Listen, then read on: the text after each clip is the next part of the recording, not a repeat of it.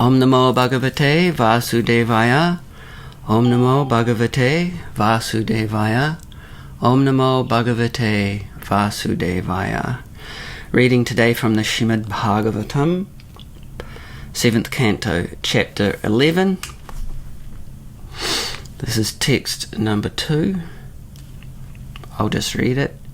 Shri Yudhisthira Uvacha Bhagavan Shrotamicchami Nirnam Dharmam Sanatanam Varnasrama Achara Yutam Yat Puman Vindate Param.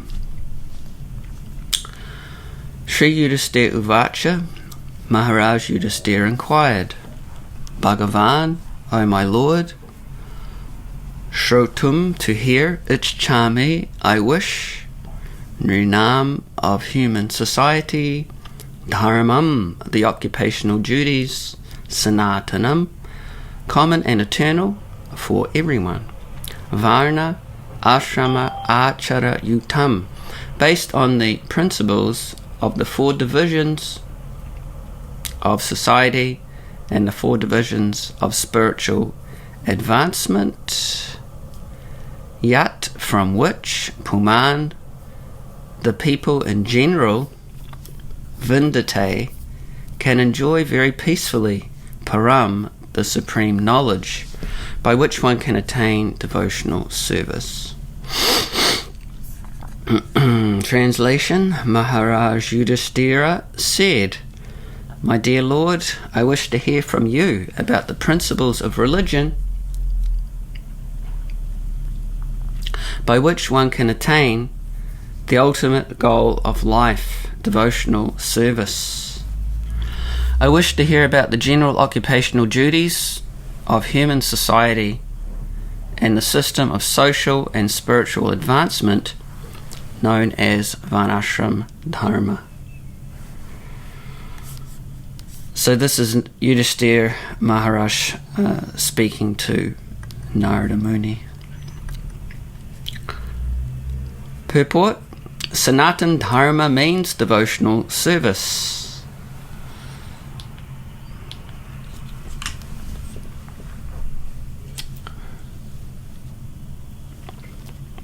The word Sanatana refers to that which is eternal, which does not change, but continues in all circumstances. We have several times explained what the eternal occupational duty of the living being is.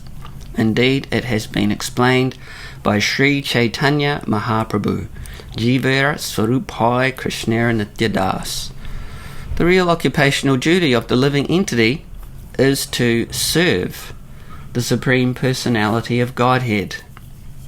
Even if one prefers to deviate from this principle, he remains a servant because that is his eternal position. But one serves Maya, the illusory material energy. The Krishna consciousness movement, therefore, is an attempt to guide human society to serving the personality of Godhead instead of serving the material world with no real profit. Our actual experience is that every man, animal, bird and beast, indeed every living entity, is engaged in rendering service. Even though one's body or one's superficial religion may change, every living entity is always engaged in the service of someone. Therefore, the mentality of service is called the eternal occupational duty. This eternal occupational duty can be organized through the institution of Varnasrama, in which there are 4 Varnas, Brahmana, Kshatriya, Vaishya and Shudra, and 4 ashrams, Brahmacharya, Grihastha, Vanaprastha and Sannyasa. Thus Yudhisthira Maharaj inquired from Narada Muni about the principles of Sanatan Dharma for the benefit of human society. Om Jnana Timirandasya Jnananjana Shalakaya Chakshu Unmilitam Yena Tasma Shri Guruve Namaha. Jai Shri Krishna Chaitanya Prabhu Nityananda Shri Advaita Gadadhara Shivasari Gaur Bhaktavrinda.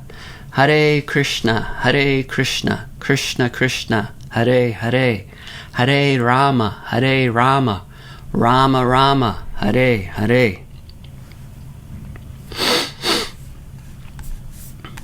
Our topic today is Varnasrama Dharma. Is it relevant in 2025? If the answer is no, then we would have a very short class and everybody could go and take prasad. But the answer is yes. And actually, it may be even more relevant now than ever before. And we'll discuss a little about how that might be the case as we go on today. In previous classes, we've discussed about the various divisions of varnas and ashramas, so we're not going to go into that really extensively in this class. We want to talk more about the relevance of the system in general, why it's important, and particularly today. And we're just trying to stimulate some thought and some discussion on the topic, because it is something that Srila Prabhupada has asked us to think about, to discuss, and to try to apply. So we should always be doing that, or at least from time to time. We should not forget about the importance of this system and these instructions from Srila Prabhupada and the Acharyas. So today we'll be looking at what Varnasrama Dharma isn't, what Varnasrama Dharma is, and why Varnasrama Dharma is relevant. And I also wanted to address some potentially confusing points. I don't know if we will get to that in this class. We'll see. If we don't, then we can just do another class on those points. What isn't Varnasrama Dharma, or what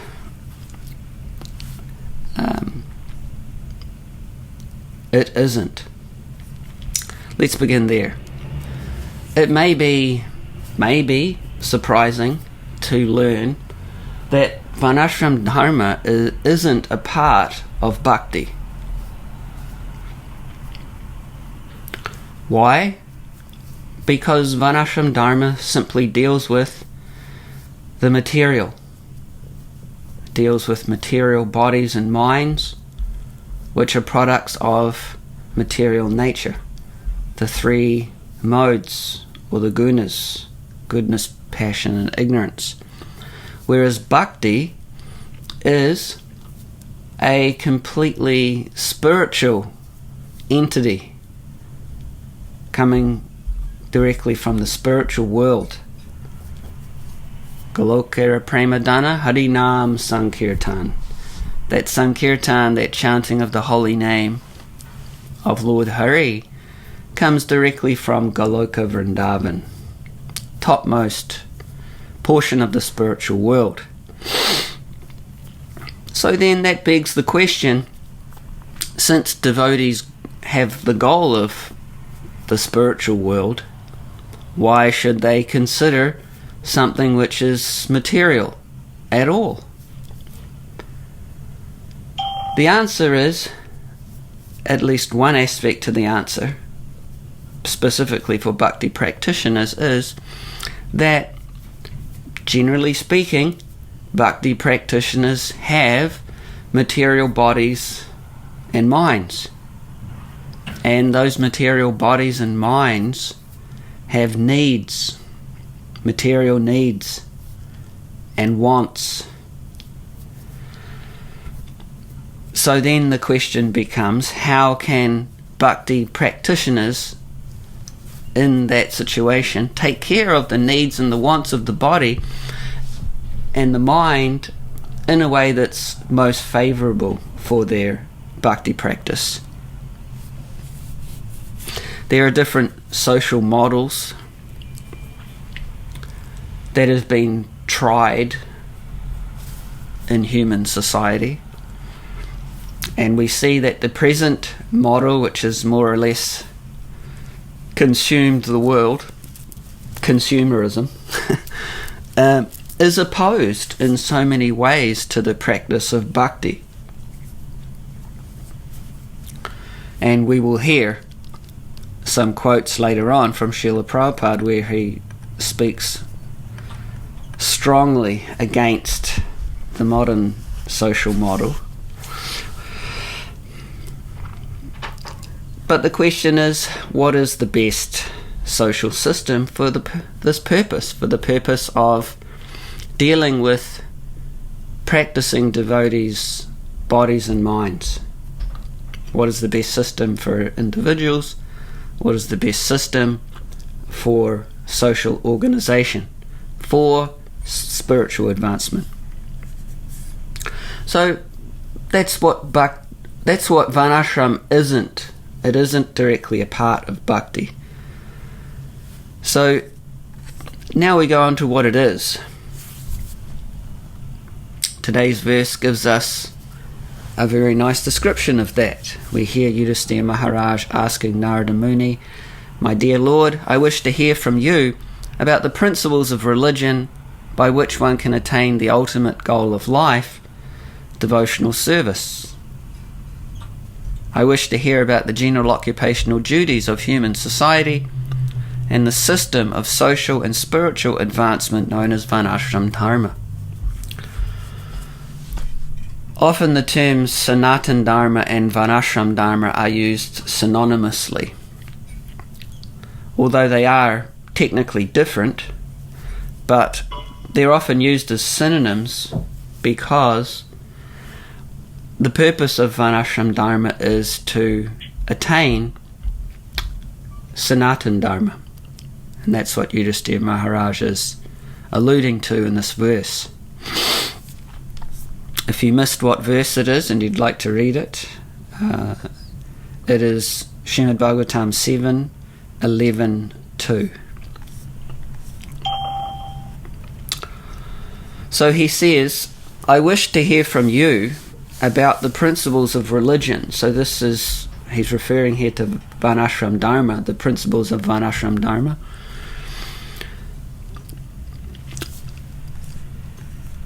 By which one can attain the ultimate goal of life, devotional service. So that's Sanatana Dharma. I wish to hear from you about the principles of religion, Varnasrama Dharma, by which one can attain the ultimate goal of life, devotional service, Sanatana Dharma. Srila Prabhupada explains in his purport, the mentality of service is called the eternal occupational duty. Right, so that's the Sanatana Dharma. This eternal occupational duty can be organized through the institution of Varnashram, in which there are 4 Varnas and 4 ashramas. So I'm sure everybody knows what those are. So in other words, Varnasrama Dharma is a social system that organizes our eternal mentality of service through temporary occupations and lifestyles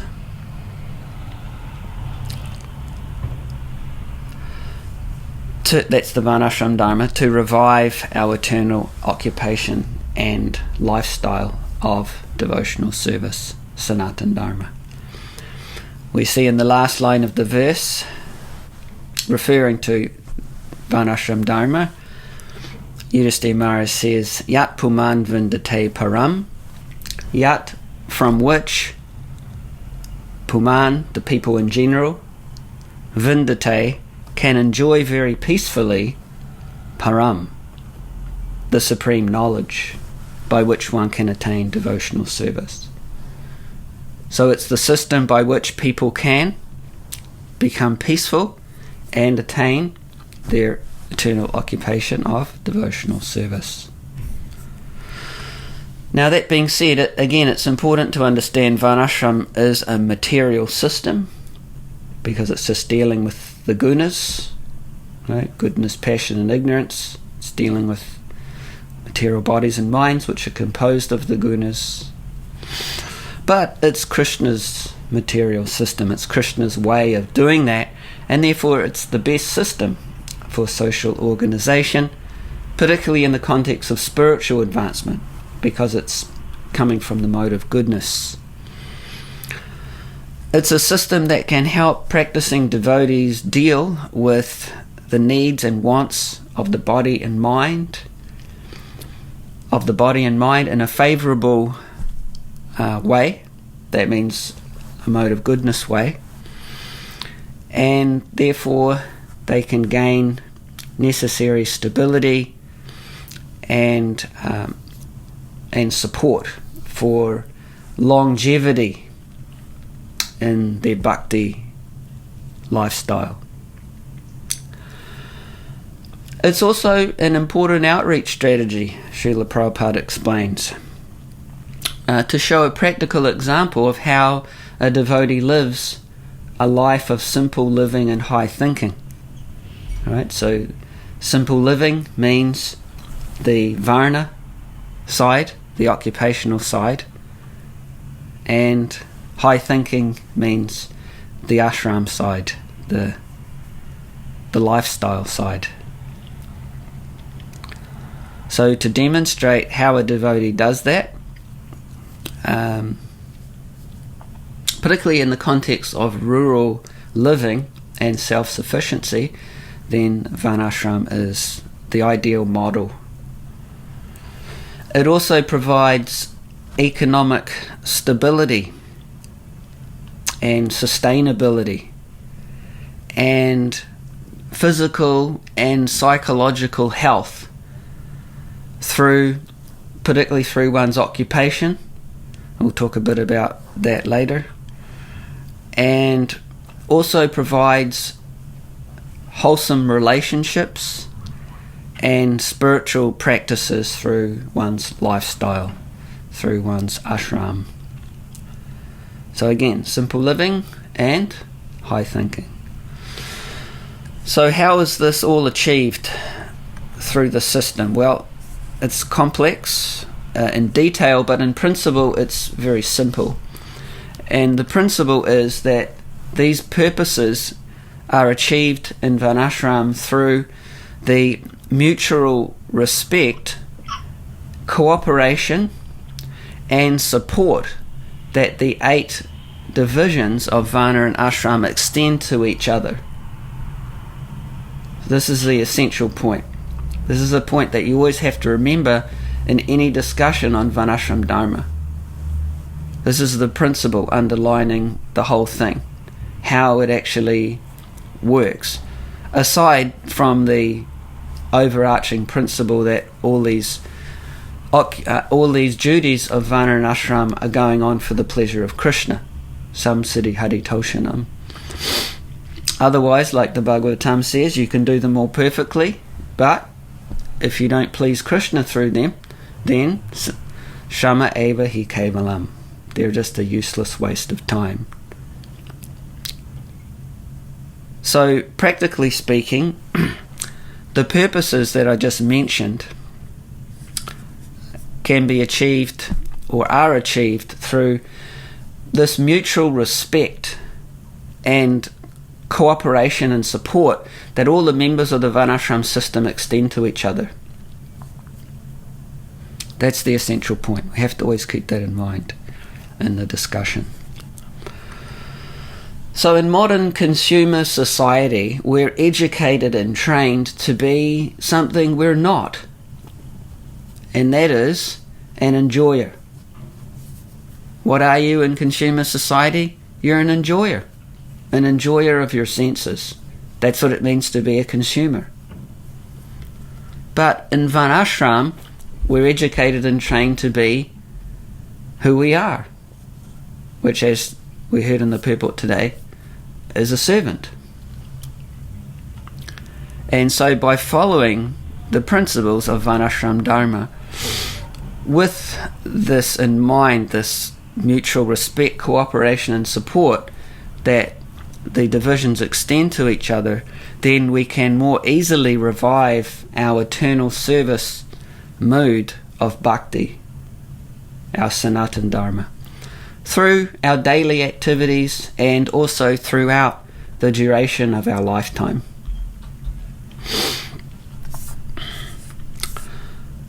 So that's in a nutshell what Varnasrama Dharma is. Now we move on to why it's relevant. So we've got a few points here, and we've got some quotes from Srila Prabhupada to support these points about the relevance of the system. First of all, we look at social stability. People need to be peaceful to develop an interest in and an understanding of Bhakti Yoga.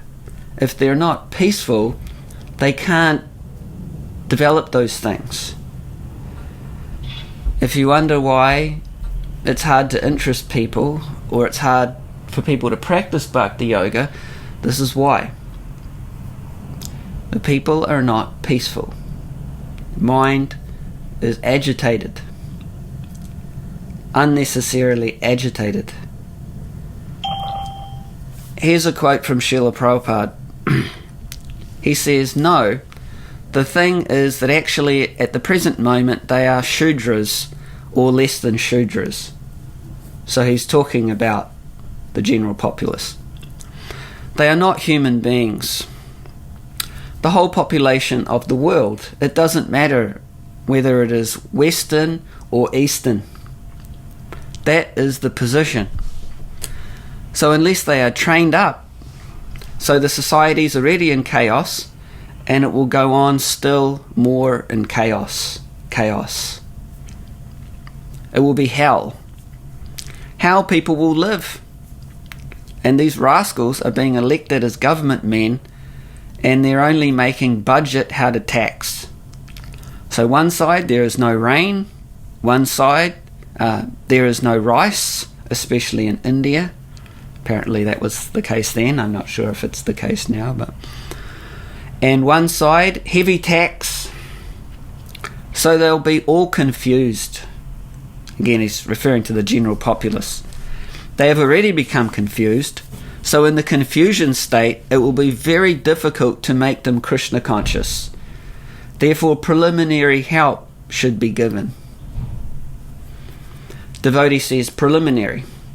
Prabhupada, yes, that they should not be in chaos and confusion. Otherwise, how the brain will work? Devotee, yes, no one can give rapt attention without peace of mind. Prabhupada, yes. Our main aim is how to give them Krishna consciousness. But if they are already disturbed in every respect, then how they'll take it? Therefore, we are taking these subjects to help him come to the Krishna consciousness. And this is the method, Varnashram. So again, some of you are out distributing Prabhupada's books. What a glorious activity that is. And possibly you've found it's sometimes not so easy to interest people. You want to know why? Prabhupada's explaining here. He says, if they're in a confused state, it will be very difficult to make them Krishna conscious. Therefore, preliminary help should be given. And he says this is the method, Varnashram. So, this is one reason that Varnashram is relevant, social stability. People need to be peaceful to develop an interest in and an understanding of bhakti. And this also extends to unnecessary economic and political competition. This is what is ravaging the world today, and in its wake comes so much conflict and war. Practically there's a new conflict or war starting every day. In fact, maybe many. It's due to so much unnecessary economic and political competition.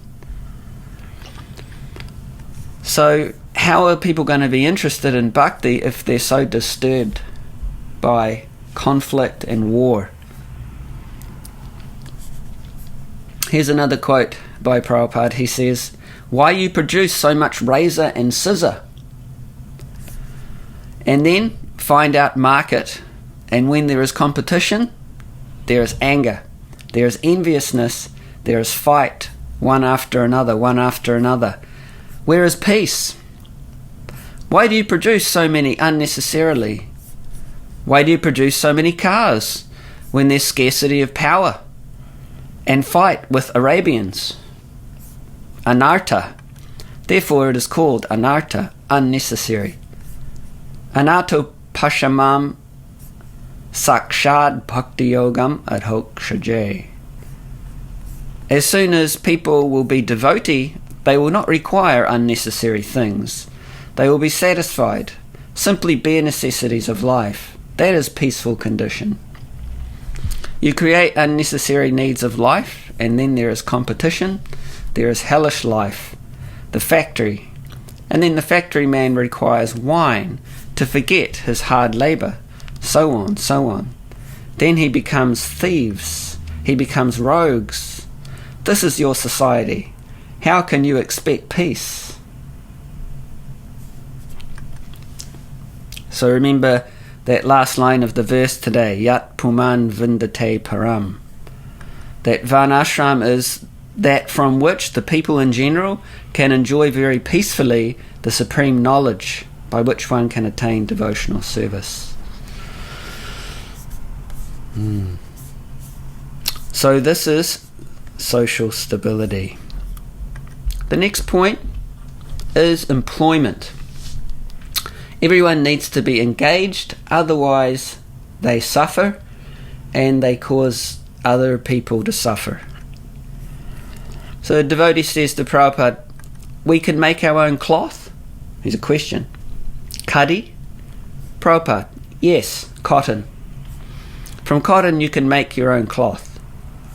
Devotee, my wife knows how to spin cloth. Prabhupada, yes, by spinning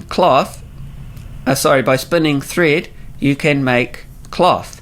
Without any price, you grow your cotton and have your cloth. So by machine, they have created so many idle brain, and therefore hippies are coming out. Problem. This is the result of this. Because they have created this machine, not everyone is employed. So he must become a hippie. I don't know what the contemporary version of a hippie is, but you get the point. He says, idle brain is a devil's workshop. Devotee, even the older generation, even the fathers, they are becoming. Prabhupada says anyone who hasn't got sufficient work to be employed or engaged, then he must become hippie, vagabond.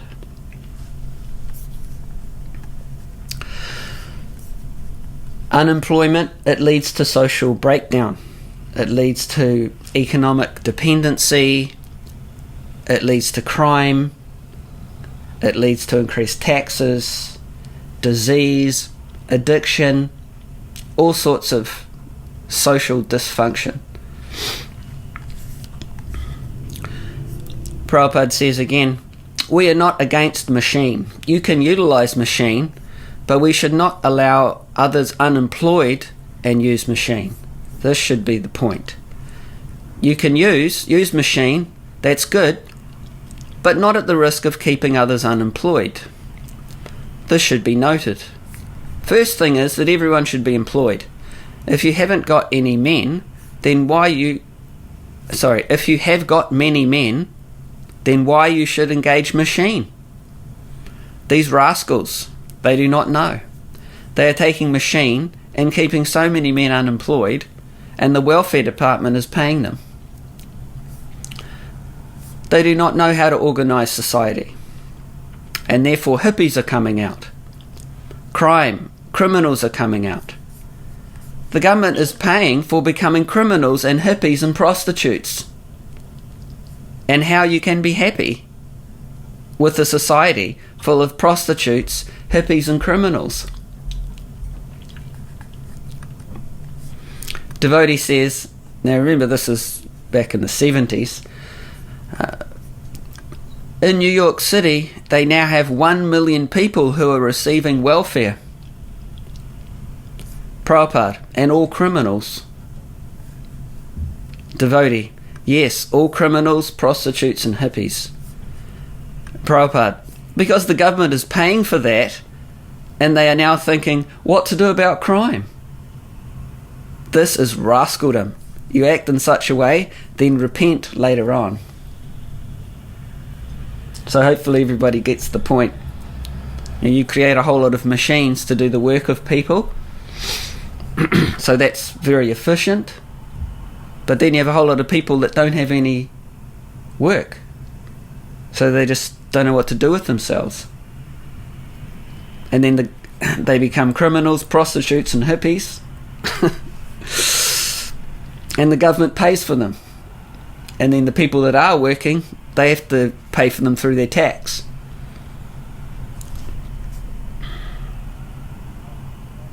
And then you get a few people that are employed, and they get a big salary, and what do they spend the salary on? Sinful activities. Illicit sex, meat eating, gambling and intoxication. So as Prabhupada said, this is your society.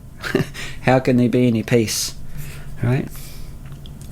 So point is, everyone needs to be engaged, otherwise they suffer.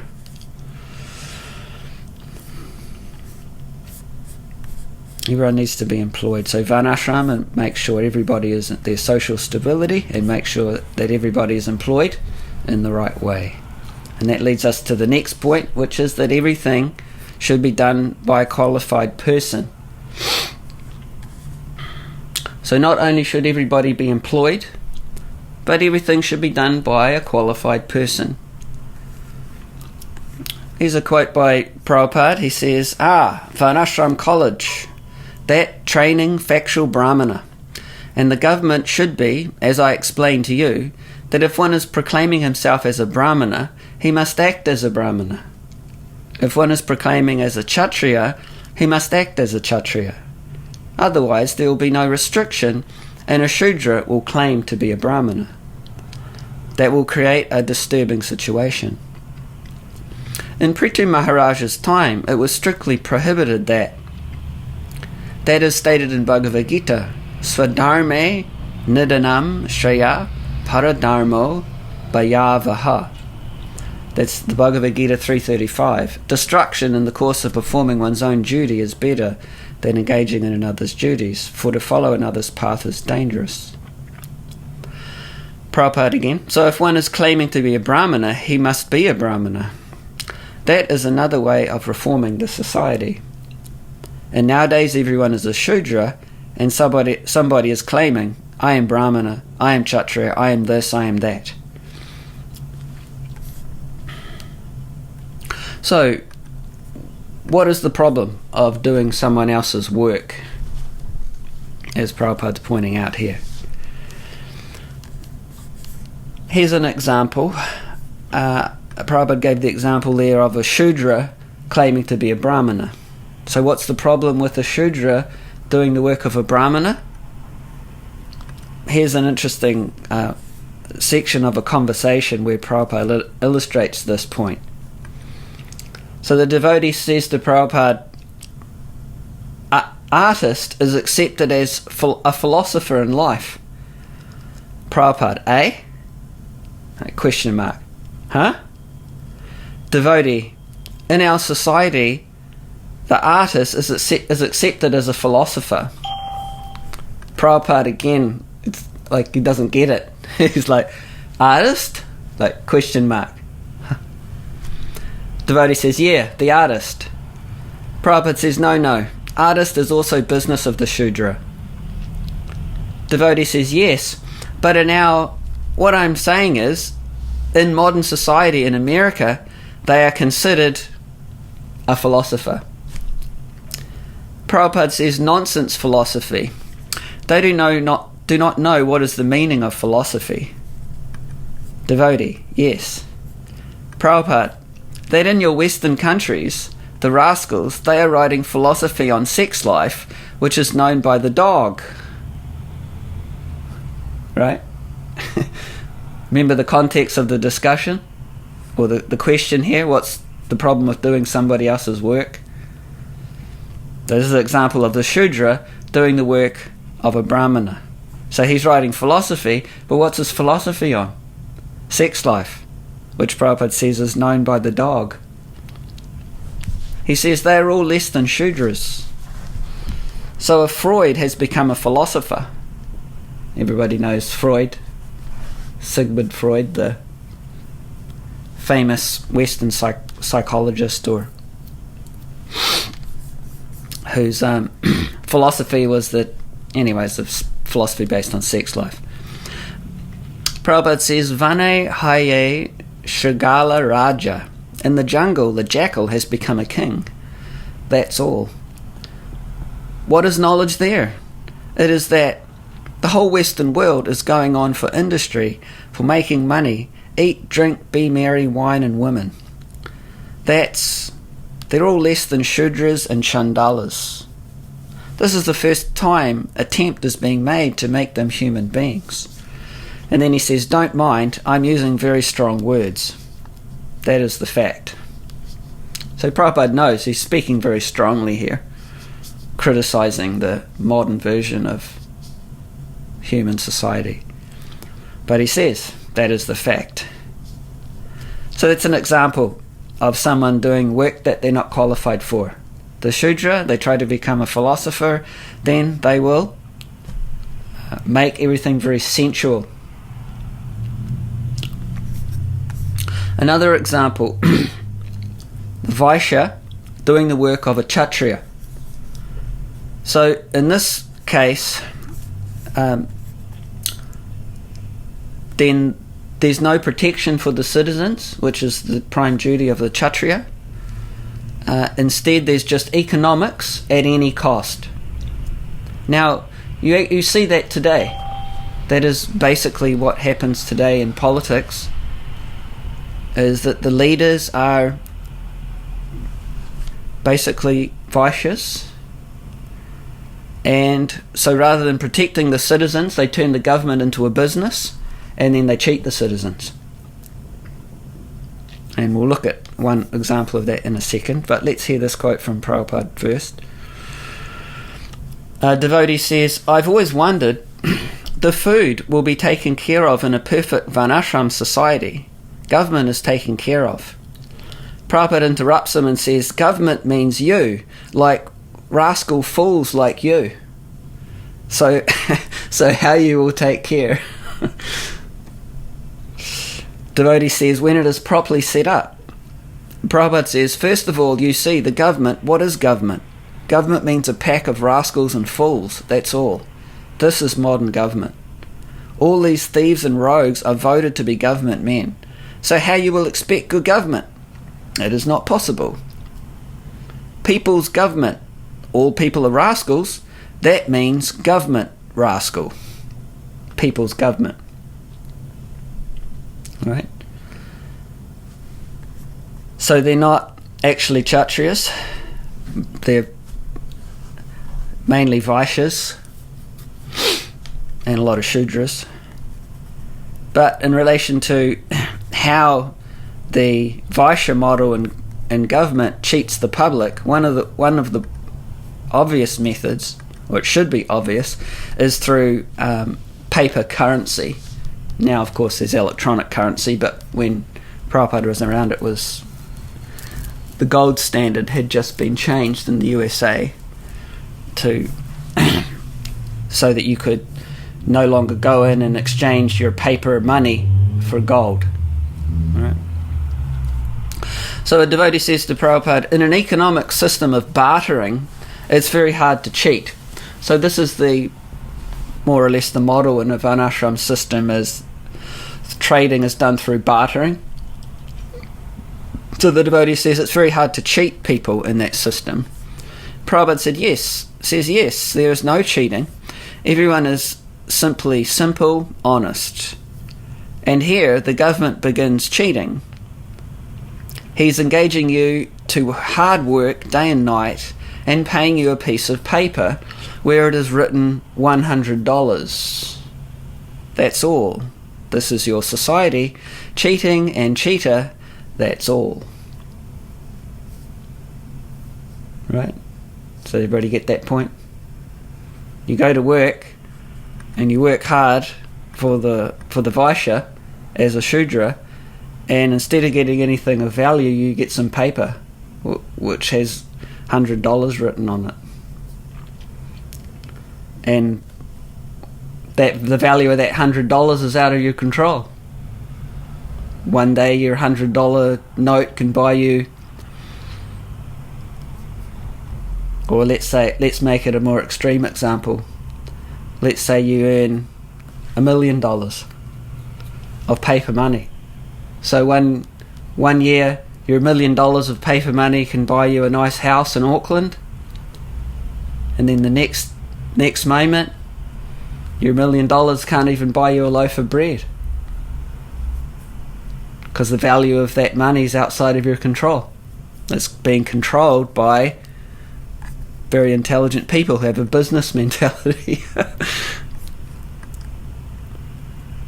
Remember, I don't know how many on the call here remember this, but our spiritual master was explaining when he first came to New Zealand in the early 1990s, he met with the Prime Minister at the time, who was very favourable to Krishna consciousness.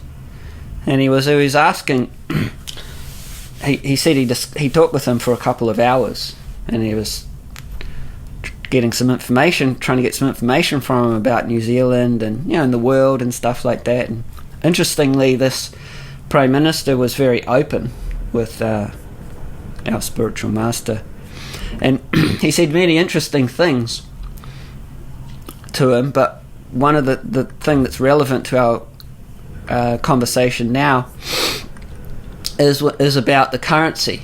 He said that we know, meaning the government, knows that the people of New Zealand don't want electronic money, but they're going to get it anyway. And he said, we know it's easy to control people. All we do is that, like he said, this year, 80 TV channels are coming into New Zealand. Because I remember when I grew up, at the beginning, when I was a kid, there was only one TV channel. It was called TV1.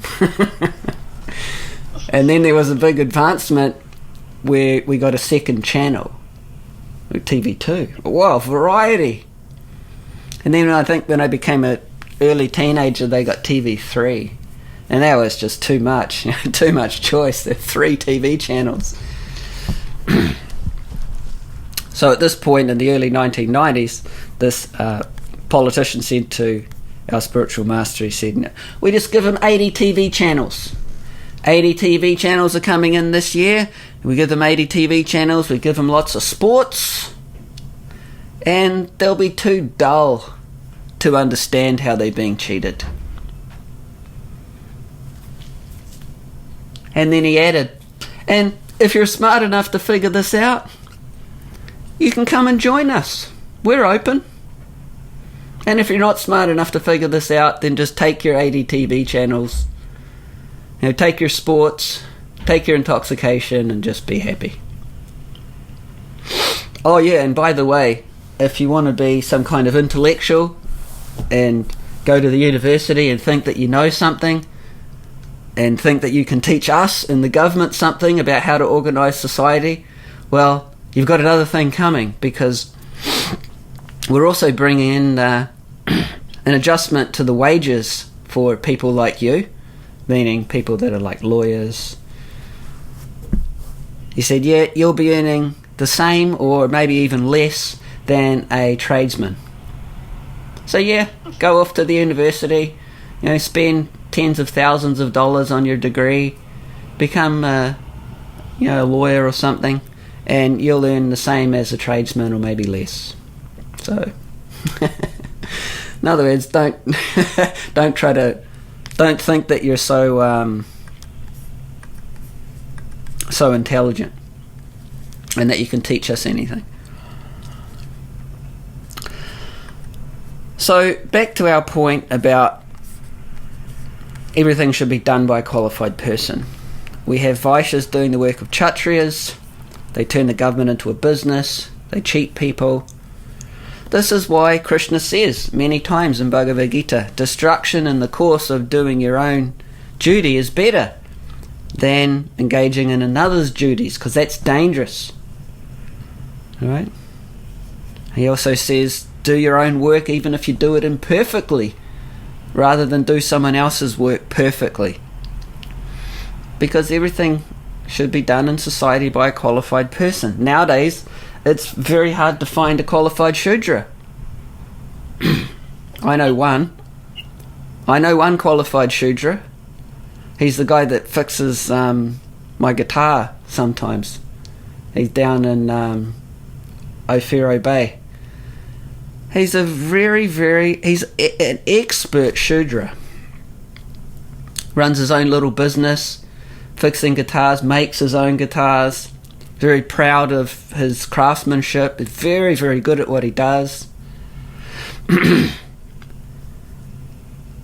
But it's rare to find someone like that nowadays. What to speak of finding anybody else. It's hard to find a good Shudra. Even Shudras need proper training. What to speak of Vaishyas, Kshatriyas, Brahmins. In today's verse, we see that the Kshatriya, the king, Maharaj Yudhisthira, is qualified because he's approached the right person for education. He hasn't approached a Shudra, who's just going to try and teach him about sex life. He's approached Narada Muni, a Brahmana. The Brahmana is the qualified teacher.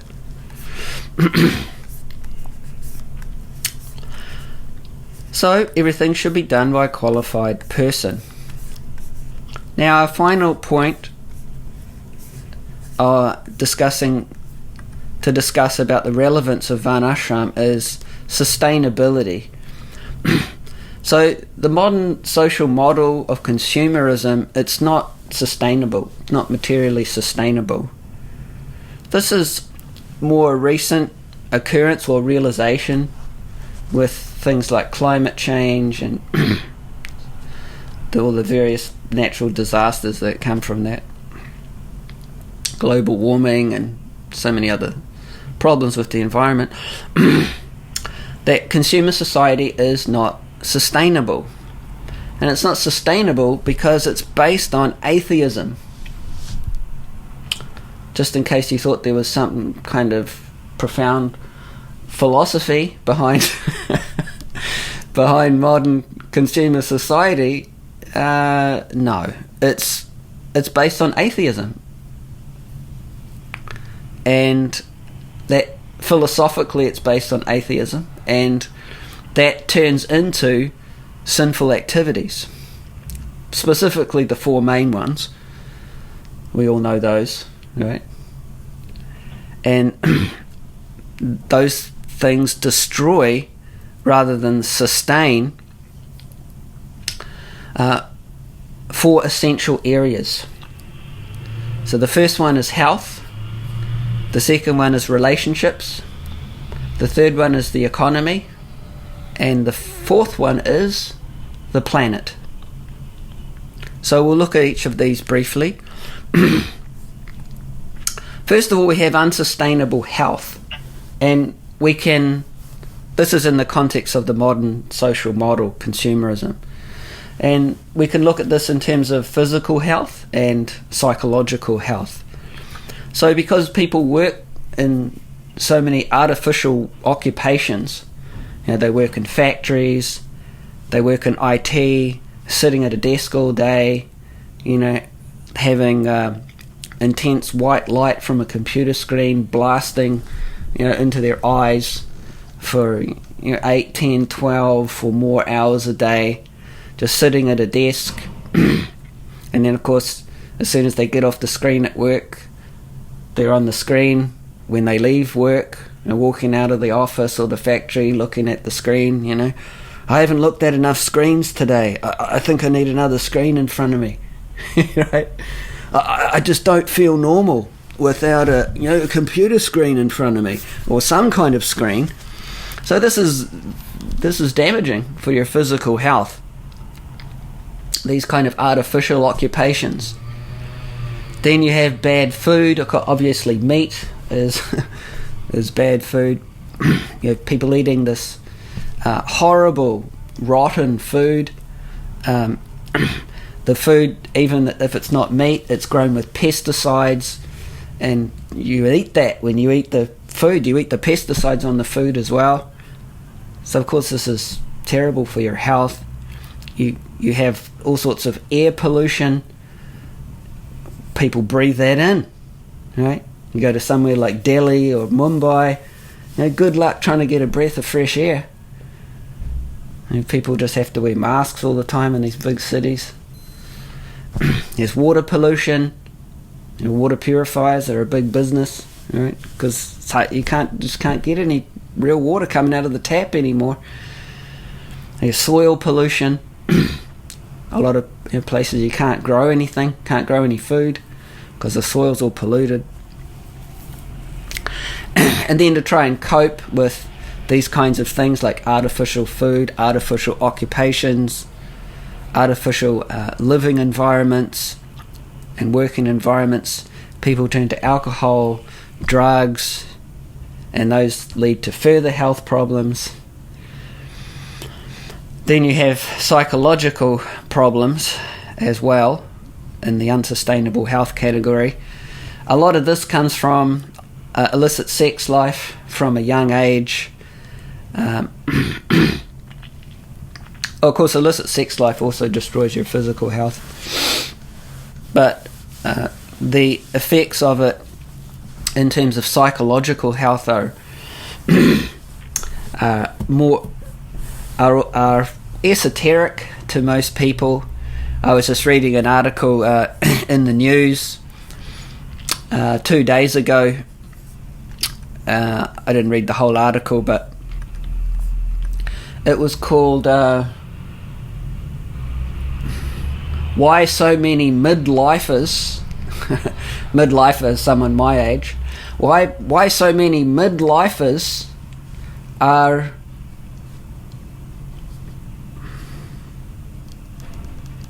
resigned to sexless marriages. Why so many midlifers are resigned to sexless marriages. So this is a story from the UK. They've done some surveys there about how so many people in their marriages, there's no sex, which of course is, people start scratching their heads and what's the point? Right, Kali Yuga, what's the point of being married if there's no sex? Right? So the article began something like this. Despite the oft proclaimed and known health and psychological benefits of regular sex, ... Then it led into the article about how people having these sexless marriages. So that's what people think. Sex life, it's good for your health, right? Makes you healthy. Good for your psychology.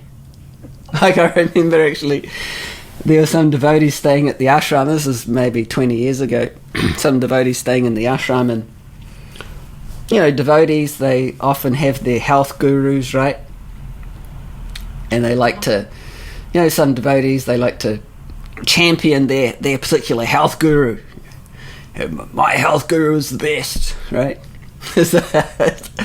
One devotee was trying to convince me about this health guru, and he was an American gentleman, and he had these 10 principles for good health, right? So this devotee, he was saying, hey, listen to this. So that was back in the days of cassettes, like you can put on a cassette, So he put on this cassette. He's like, listen to this. This is this guy's top 10 tips for good health. Not just good health, but great health. So this guy was a passionate, American guy. So he had that American zing to his presentation. He's like, number 1, do this. Number 2, do that. Number 3, do this. Right? And then he gets to number 10 and he goes, And number 10, above all, have more sex.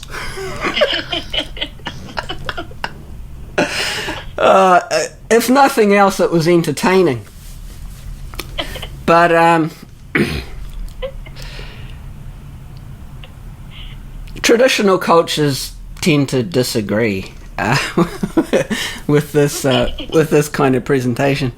So, yes, according to Ayurveda, traditional Chinese medicine, other traditional systems, sex life is not actually good for your physical health, and neither is it good for your psychological health either.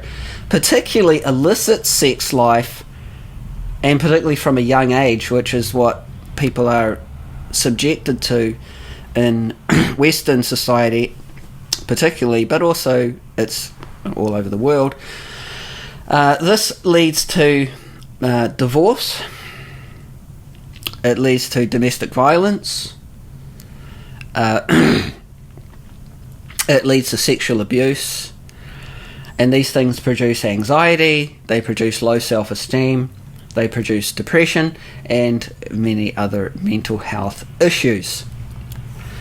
So there are, of course, other causes for psychological instability, but this is a primary one.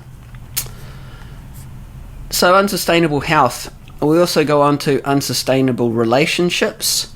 Now, relationships are dealt with in the Varnasrama system primarily through your ashram. We're talking about relationships with the opposite sex, primarily, or not, right? So, as we're saying, Western culture, as Prabhupada said, means sex culture. It's the be-all and end-all of everything, right? Like Krishna says in the Bhagavad Gita, Kamupabhoga Parama. The prime need of human civilization is sense gratification. But when there's illicit sex, then this produces anger.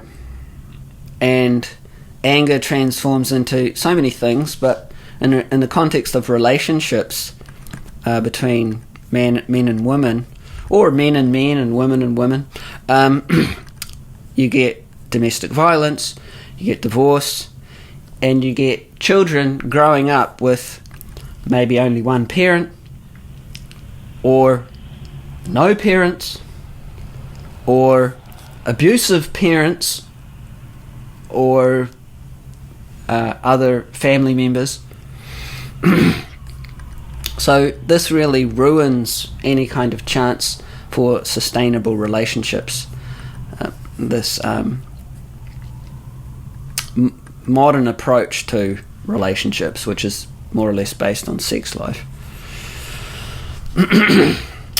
So then we have unsustainable economy. Now this relates to the Varna, because the Varna is simply in relation to economics.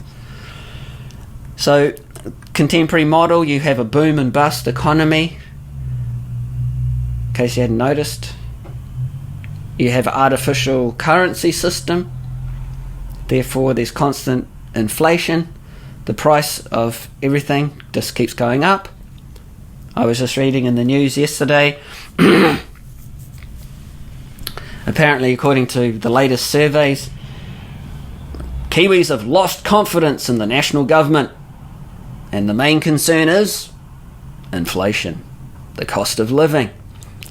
Interestingly, the current Prime Minister is a Vaishya, and he was formerly the CEO of Air New Zealand.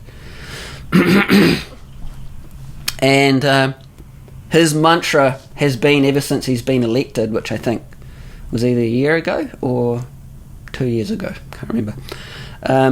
His mantra to the people is growth, growth, growth. Now, he's not talking about spiritual growth. He's talking about economic growth, right? But he hasn't been able to grow things enough for people to lose faith in him, at least according to this survey. Now they're all wanting the other guy to come in because they think he'll keep inflation down. Right? So you have boom and bust economy, you have artificial currency system, constant inflation, you have businesses producing and advertising and marketing things that people don't need. And they're just constantly trying to convince you need this. Your life is incomplete unless you have this latest thing that removes hair from your nostrils, or whatever. And they're selling those at a high price. Of course, there's the obvious things like alcohol, tobacco, vapes, coffee, tea, meat, technology, just things that people don't actually need. You can't live on alcohol. You can't eat tobacco. Well, maybe you could, but I don't know how long you would live. You can't live on these things. You can't, like Prabhupada said, you can't eat nuts and bolts. You can't eat your technology. If you're starving, your iPhone is not going to do anything for you. And today most people can't even afford to buy their own home. They can't afford to buy just a basic place to live in. A thing that in traditional cultures basically everybody could do. Okay, it would have been simple, probably, but everybody had their own place to live. It wasn't an anxiety. And the main economic need, again, is actually food. Food today, it's so expensive. So ridiculously expensive. I was just remembering last night, when I was thinking about this class, how when I was one of my earliest memories was when I was growing up in Hamilton, and I would take the milk bottles out every night. The milk would be delivered. You'd put out your empty bottles, and back in those days, you would actually put the money in the milk bottle, in the glass milk bottle, and leave it at the letterbox, and no one would steal your milk money. And how much was a bottle of milk? 8 cents. 8 cents a bottle. And it was actually real milk. It actually had cream on the top, like that much. Now, how much is a bottle of milk? Does anybody know? Anybody say? No one buys milk. They get it from the Ahimsa farm. That's good. Anyway, it's not 8 cents. So, that's the actual need, is food. That's the primary need, food. And Prabhupada makes a point again and again and again, that if a person grows their own food, then the main economic problem is solved, and there's no inflation of food prices. Because the reason that food's so expensive is that people are dependent on others for their food. They can't grow their own food. So therefore, basically, those that grow it, they can just charge as much as they like. They'll charge as much as people will pay for it. So if people grow their own food, then number one, the main economic problem, which is food, is solved, and then the food prices stay low. In other words, you might not be able to grow everything that you need to eat, so you need to buy something. But what you do need to buy, the price is reasonable. So, unsustainable economy. The final point is unsustainable ecology, right? So, the planet. What are we going to do about the planet? In the modern consumer model, you cannot sustain the ecology, cannot sustain the planet. We see climate change, global warming. This is all due to artificial global economy and global trade, and also urban living, because all this requires fossil-based transportation. You have to ship and fly resources all over the world. That requires oil, right? And you have to travel in your city so far to go to your occupation, or maybe even to another city, or maybe even to another country that requires oil, fossil fuels, and those carbon emissions, that's a big part of what's destroying or what's causing climate change. Then you have, because of all that fossil fuel use, you naturally have disasters with the transporting the fuel. So you have these huge oil slicks, right? Pollute the ocean, kill all the marine life. You have atomic, accidents, nuclear reactors blowing up and stuff, right? There's some places in the world you can't go there because they're just a nuclear reactor blew up. That just destroys all the soil for, I don't know how far along. It does a lot of damage to the soil in those places. You have so much industrial pollution going into the air. This is to make all the things that people think they need when they don't actually need those things. Even just travelling, international travelling, people don't need to do it. It's not necessary for human beings. And then you have the other thing, which is major cause, which is meat eating. Meat eating means you have to mass breed and slaughter the animals. And so you have, that just creates so much problem with the climate. Pollution, and then so many animals that are being mass bred and slaughtered. So that's actually the main cause of climate change. It's even a greater cause than fossil fuel based transportation and accidents. But of course people can't give it up because they can't control their senses. Even though they may know, but hey, the tongue's the most voracious of the senses, so what are you going to do? You can't control your senses. It's just sorry about the planet. So remember Krishna says in the Bhagavad Gita, we were alluding at the beginning of this section that that the modern consumer society is based on atheism, and atheism is the basis of sinful activities, which is the basis of unsustainability in terms of health, relationships, the economy, and the planet.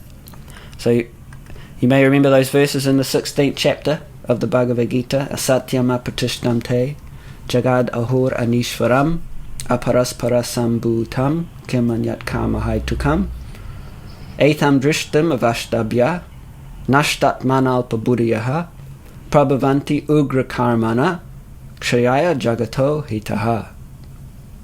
They say that this world is unreal, with no foundation, no God in control. They say it is produced of sex desire and has no cause other than lust. Following such conclusions, the demoniac, who are lost to themselves and who have no intelligence, engage in unbeneficial, horrible works meant to destroy the world. And we can include the inhabitants of the world in that as well. This philosophy and these activities of consumer society, which are the natural product of the philosophy, they are destroying the world and the inhabitants of the world.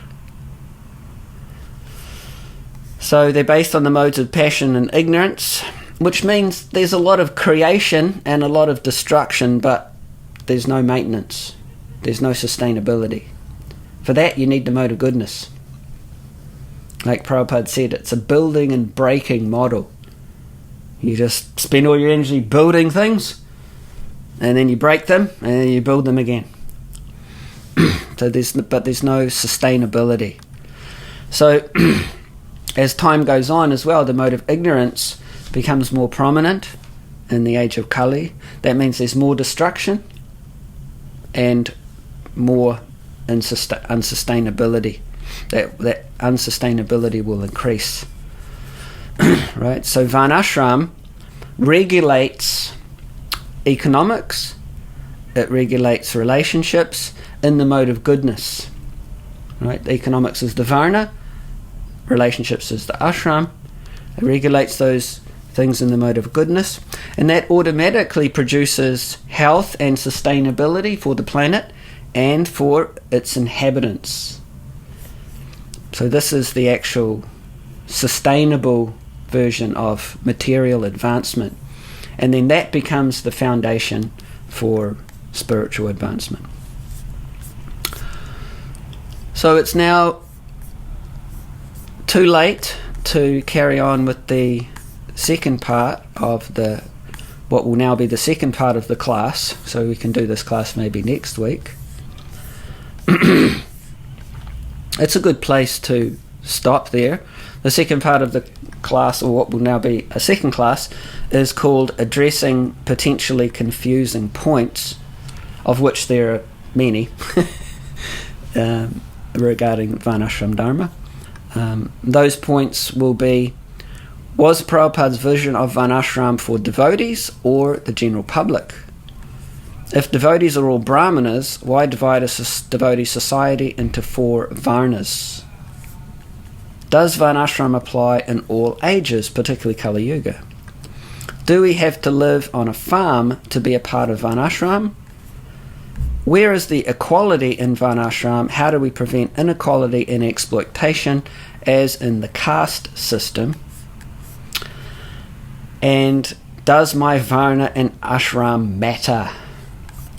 Those were just some things that I thought might be on people's minds after a discussion like this. Of course, there's many others, but it's probably a good start. So thank you very much for your good company, kind association. I appreciate it. If anyone has a quick question about anything we've discussed today, we can try to reply. It will have to be brief. Just fire away.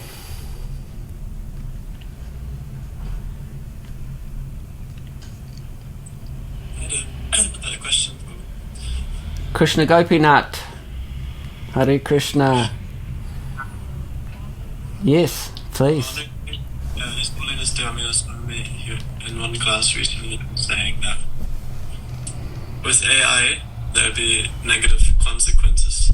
So I'm just wondering, besides unemployment, what would you say that artificial intelligence would bring in terms of negative effects?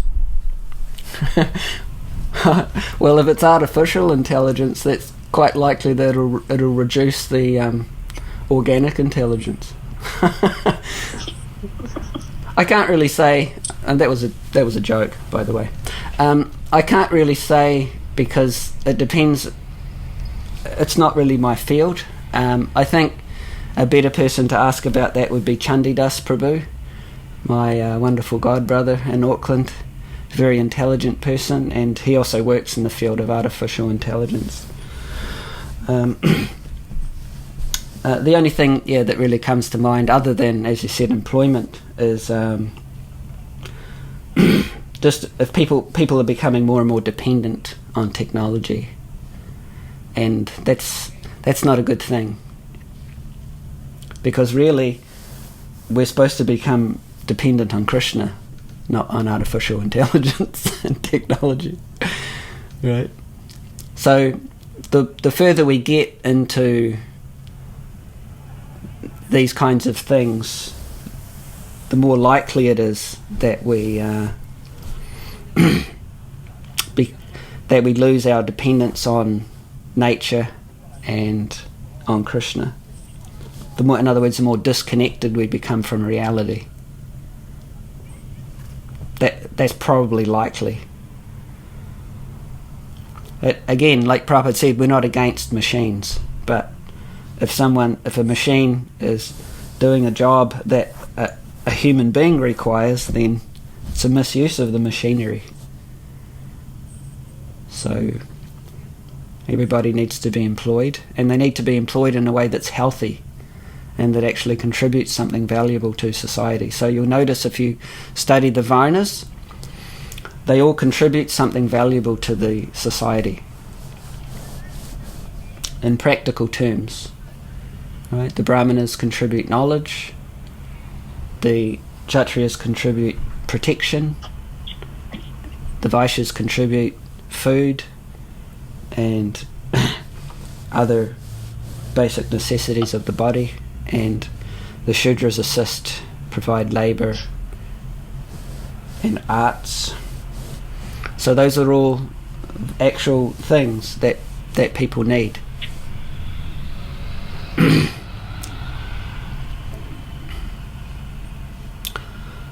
Okay. Hare Krishna. Want more information? I suggest you talk to Chandidas Prabhu. Anybody else have a question or anything?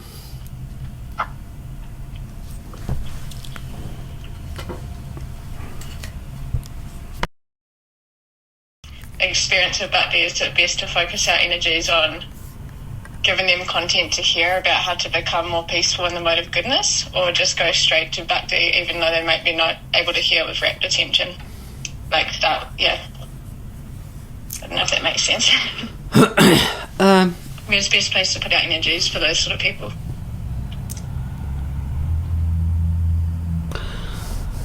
It depends on how, well, in terms of where to put your energy, first of all, I would say it depends on, when you say that they're not peaceful, it depends on the degree of that. Depends on the degree of disturbance for the person. In other words, if you're going to cultivate someone, then we've got limited time, we've got limited energy, and we want to be looking for people that we think are really going to respond to our time and energy. If people are too disturbed, then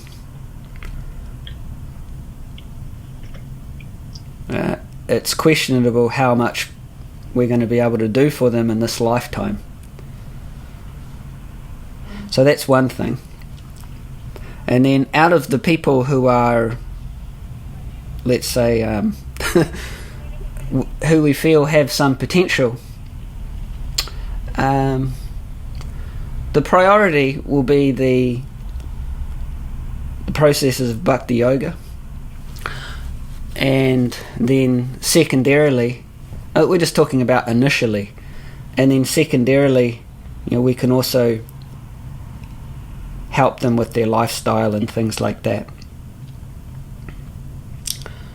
If people come to Bhakti Lounge, then they really get both things, and they get most importantly, which is a primary function of a Varnashram system, is that they get the association of devotees, because that's really the value of the system in the traditional context, but also because people, they need the association of devotees to be able to see an example of what it actually means to be peaceful. Otherwise it's all just theoretical to them. They have to actually see how the process of bhakti has worked on you and on me, and then they will start to understand the value and gradually take up the process, or maybe immediately take it up and get the experience for themselves. But without the association of devotees, it's going to be a very rare person that will take to bhakti and in a sustainable way. So we can give them both things, which we do at a place like Bhakti Lounge. But the thing that's really going to make a difference, if you're really looking for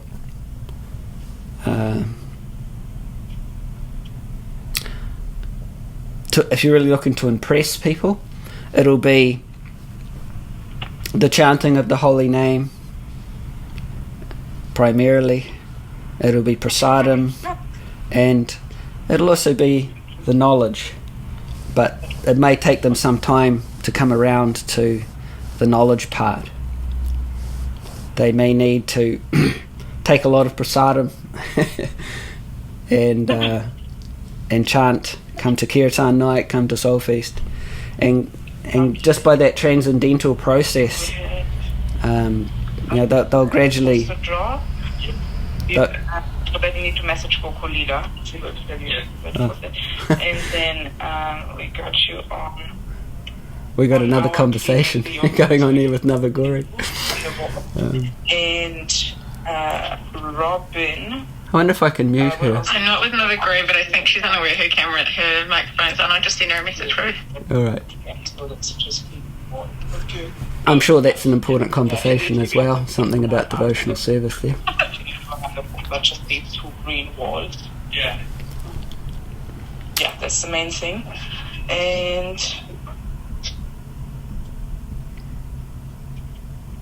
I guess so.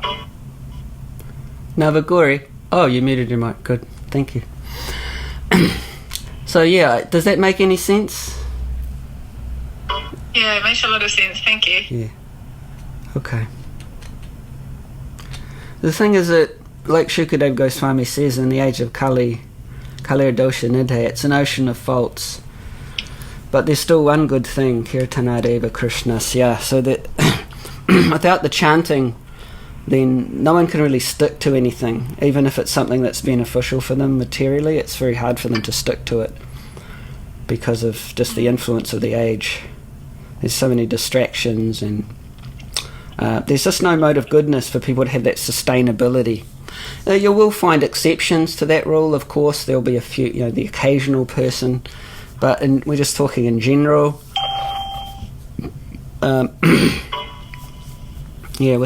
We see that even with bhakti practitioners, that after some time, if they're serious, is that they do start thinking about things like Varnasrama Dharma, because the chanting and the whole lifestyle of a devotee has helped them to come to the mode of goodness, and therefore helped them to see clearly that I want a different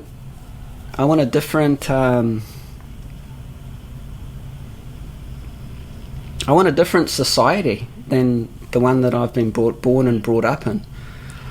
And that'll be a natural reaction for someone who's becoming purified. And so this present version of human society is it's an ocean of faults, and I want to get out of the ocean. Right? So when people develop their own initiative like that from practicing bhakti, then it's much easier to work with. Much easier to work with. So, we give them yoga, we give them some, they can go to one of Krishna Gopinath's palm reading workshops, and Krishna Loka's fast EFT workshop, and they can get some help on that level as well, and that's good. Our hope is that they will also go deeper than that and become impressed with the devotees through the association of devotees, become impressed and want to know, what are these people actually about? I give a nice example actually. Kirvan told me a couple of days ago. I was telling this to Sage the other day. There's one devotee who recently left his body, and he was a brahmachari, and then he went to the Grihastha ashram, and he became a lecturer at the university. I think that's why I mentioned it to Sage. He became a lecturer at the university in English. He was an English lecturer, and he didn't speak at all, apparently, as far as I know, about bhakti yoga. He just went and did his job at the university as a lecturer. And after some time, one of his students came to him after a class and asked him, what are you into, man? I can tell you're into something deep here. Now, what is it? Tell me about it. And so he started telling the student about Krishna consciousness. So this guy just took up the full practice, became a fully practicing devotee I don't know if he got initiated, but he follows the 4 regs. He chants 16 rounds. He reads Prabhupada's books. It's just from meeting this devotee at the university who was just going there doing his job. Devotees are impressive people. You've never met anybody like devotees. Remember the first time you met a devotee? They're extremely impressive people. And we may just get used to being around extremely impressive people all the time and think they're normal. But they're not normal. They're impressive. And so they need to give their association this way or that way so that people can become impressed and in that way be inspired to take up the practice. That was a good example. Okay. Anything else from anyone?